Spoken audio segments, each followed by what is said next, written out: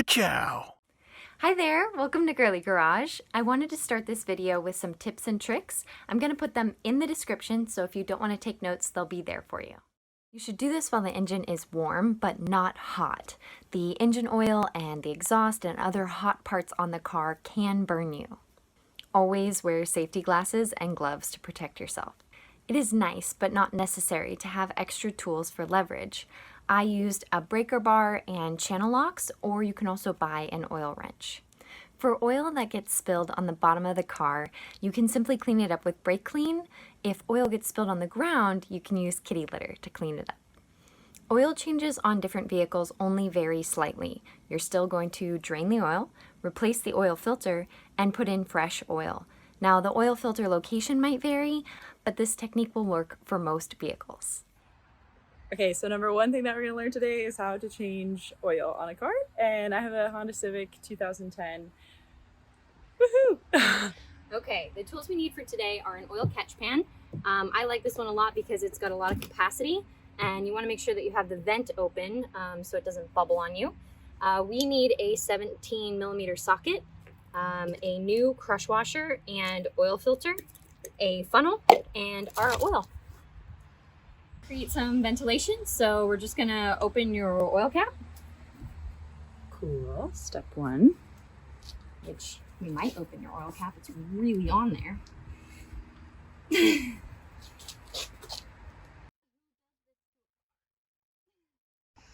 So you can tell this is your oil cap. Look, it says engine oil. So 5W20 means 5 weight 20. So in the cold, you have 5 viscosity, and in the summer, you have 20 viscosity.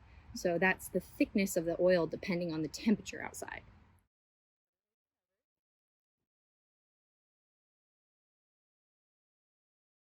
Now what are we doing? Okay, so we are going to loosen our drain plug bolt. This car actually has lots of awesome cheaters. It literally says engine oil right here on the bottom of your oil pan. I've aligned my drain pan so that the hole is at the farthest end, because this is going to shoot out and hopefully aim for that hole. Okay, so I went back and got my favorite tool, which is the breaker bar, because I'm a girl and I need leverage. So righty-tighty, lefty-loosey means we're going to go that way. Nice. Yep. That easy? Hell yeah. You gotta have the length and the leverage. Wow. That's so awesome. Okay, here comes the messy part. Are you ready?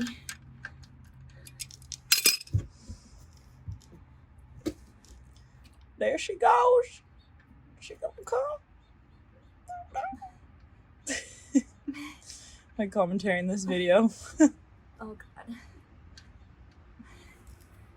I'm trying not to get it down my armpit.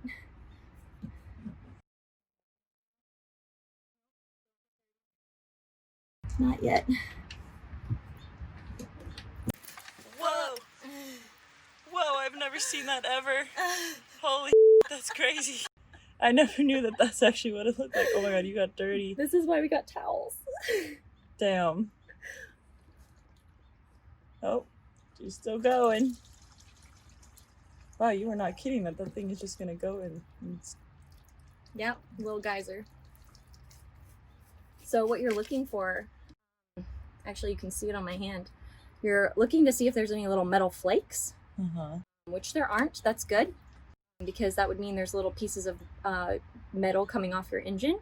You can smell it. This oil smells it smells old. It smells like it's been in the engine for a while. See the new oil? The new oil is very clear. So we're gonna let that drain for a while. Okay, so this is our drain plug. This is our crush washer. This needs to be replaced every single time. So we're gonna go grab our new one, because it creates a seal. So this is the only thing that's creating a seal between the bolt and the actual engine, and without it, you'll actually have a leak. Okay, so we're gonna replace the crush washer with the new one. I like to take the flat surface. Can you see the difference there between the flat surface and the kind of bubbly surface? Yeah. I like to put the flat surface on the engine.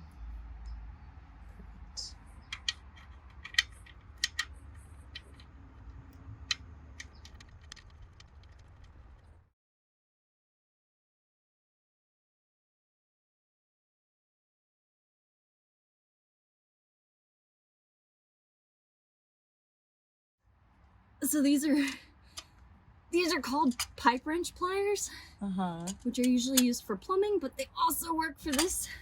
Let's see if we can get this the rest of the way out with my hand.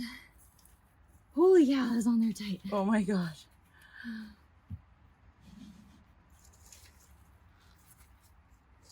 Oh, I see it moving. Is it? It still feels really tight. It's like, oh, I see it. Yes, yes, yes, yes, yes. Oh my god. Woo! Oh, you did it! I did it! Oh, okay, so if you wouldn't mind explaining what that was. Oh yeah, this is your oil filter. So there's definitely oil in your oil filter. What we're gonna do is take it all the way off, let it drain.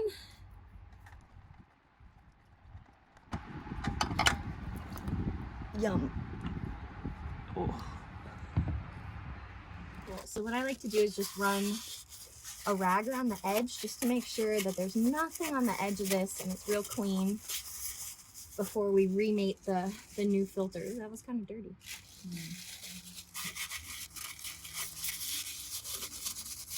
So on the new oil filter, you want to make sure to lube this rubber ring. You should use new oil, but I mean, technically it's not going to hurt anything. So we're going to do that.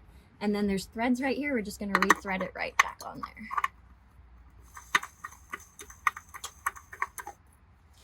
And it should be hand tight and a quarter turn. So that's it right there. So this car takes 3.9 US quarts. We have 5 quarts here. Buying the quarts individually is like $10 each. And this thing was like 28 bucks for 5 quarts. So definitely a better value to buy the big one and just have a little extra oil. This has a measuring system. You can see the little lines right here. So this is 1, 2, 3, 4, 5. You never want to overfill your oil. So we want to make sure that we go less and then check it.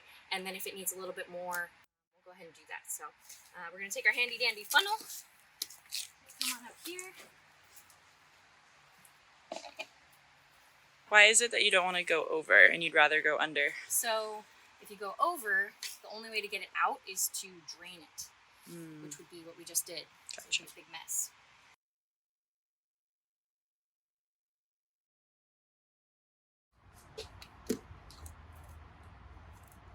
I want you to be able to see the color of this. Can you see how clear that is? Oh yeah, that looks See the difference? way cleaner than what. 1, 2, 3. Okay, so I actually 0.9 is a lot, so I'm going to go a little bit further. 1, 2, 3.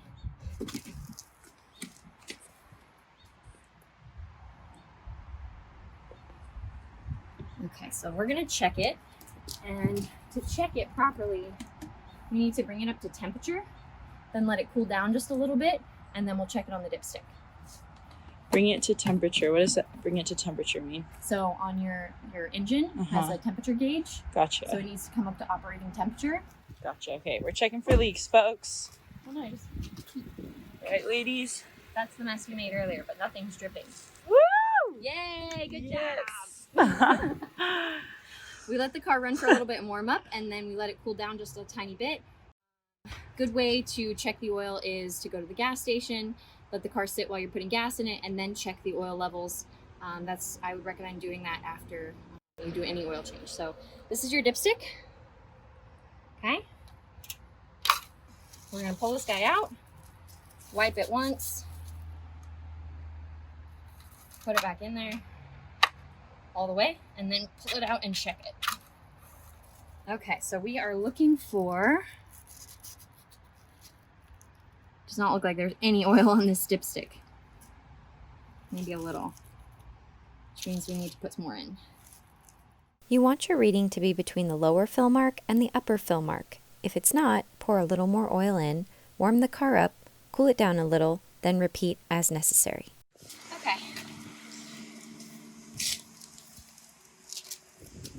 Can you see the dash? Okay, so next step is to reset the oil light. So we're going to set the key to on. We're not going to turn the car on, we're just going to set the key to on. And we are going to use our select reset button over here until we go to, oh my gosh, your service was negative 2,281 miles. Okay, so our little wrench is on because you needed to change your oil. So we're gonna press and hold this, select reset button. Perfect. Oil life 100% now. Yay! Woohoo!